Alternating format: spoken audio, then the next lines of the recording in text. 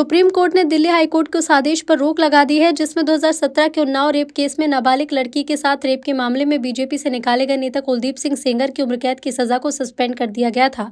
Unnao rape case की पीड़िता के वकील महमूद प्राचा ने कहा कि मैं पीड़ितों को भरोसा दिला सकता हूं कि हमें थोड़ी राहत मिली। इसे जीत नहीं कहा जा सकता, लेकिन थोड़ी सांस लेने का समय मिला। सीबीआई ने बहुत सीमित मुद्दे पर स्टैंड लिया और सबसे मजबूत तर्कों को सामने नहीं रखा।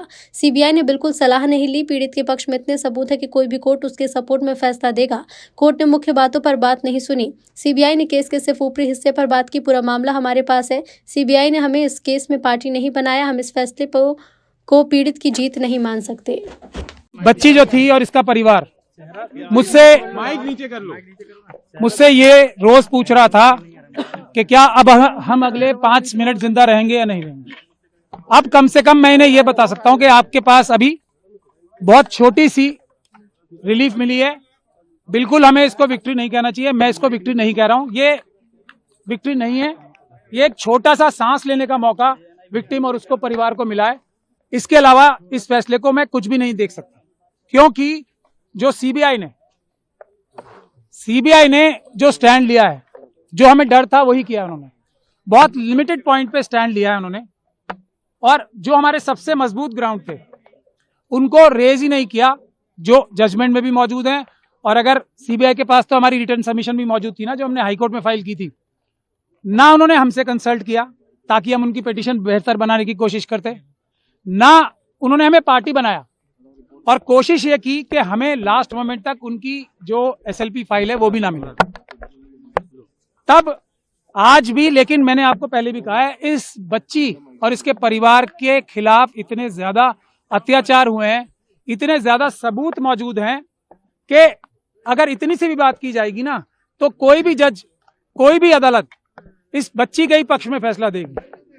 और इसीलिए इस जजमेंट को हम क्रिटिसाइज कर रहे थे कि ये जो दिल्ली हाईकोर्ट की जजमेंट थी, वो इतनी महान दयालुता जो दिखाई थी इस कॉन्विक्ट को, कुलदीप सिंह सेंगर को, जिसको मैं बोलता हूँ एप्स्टीन गैंग के मेंबर हैं, वो इंडियन एप्स्टीन गैंग के मेंबर हैं, उनके बहुत बड़ा गैंग भी है। और आज आप लोगों ने अंदर भी देख लिया होगा कि हम लोगों की संख्या इतनी सी थी उन लोगों की संख्या के आगे, और हमें दोनों तरफ से मुकाबला करना पड़ रहा था, इस तरफ से भी और उस तरफ से भी।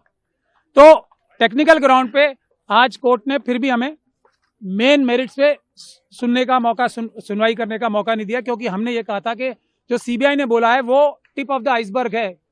हमारे पास अभी मेजर पोर्शन है जिसमें ये पब्लिक सर्वेंट की बात तो बहुत छोटी है ना।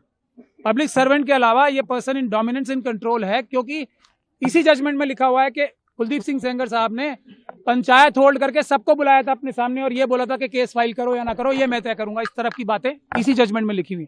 तो हमें ये भी बोलने का मौका नहीं मिला।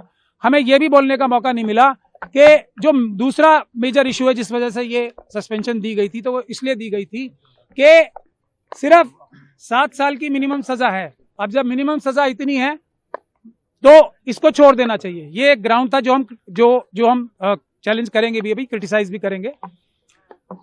तो मैक्सिमम पनिशमेंट देखी जाती है ना, ये कोर्ट, कोई भी हाई कोर्ट ये फैसला तभी दे सकती है जबकि वो डिटेल में फैसला दे कि इसमें मिनिमम पनिशमेंट से ज्यादा दी नहीं जा सकती। हम ये भी नहीं बता पाए, मैं भी आपको 3-4 पॉइंट ही बता रहा हूं। हम ये भी बताना चाहते थे कोर्ट को कि जो थ्रेट परसेप्शन की बात की है वो बिल्कुल परवर्स है। इस बच्ची के तो पिता को मारा गया, इस बच्ची के साथ गैंग रेप किया गया, इस बच्ची के वकील को मारा गया, इस बच्ची के मौसी चाची को मारा गया। उसके बाद भी जब अपील चल रही थी, उस दौरान भी जब सिक्योरिटी विड्रॉ करा ली सेंट्रल गवर्नमेंट और स्टेट गवर्नमेंट के बड़े बड़े वकीलों ने यहाँ पेश होके, तब भी 2-2 एफआईआर कराई। तो हम ये भी बताना चाहते थे कि ट्रायल जो हाईकोर्ट थी, ऑनरेबल बेंच ऑफ हाईकोर्ट जो थी, उसने ये भी कंसिडर नहीं किया कि जैसे ही सिक्योरिटी विड्रॉ हुई हमले शुरू हो गए।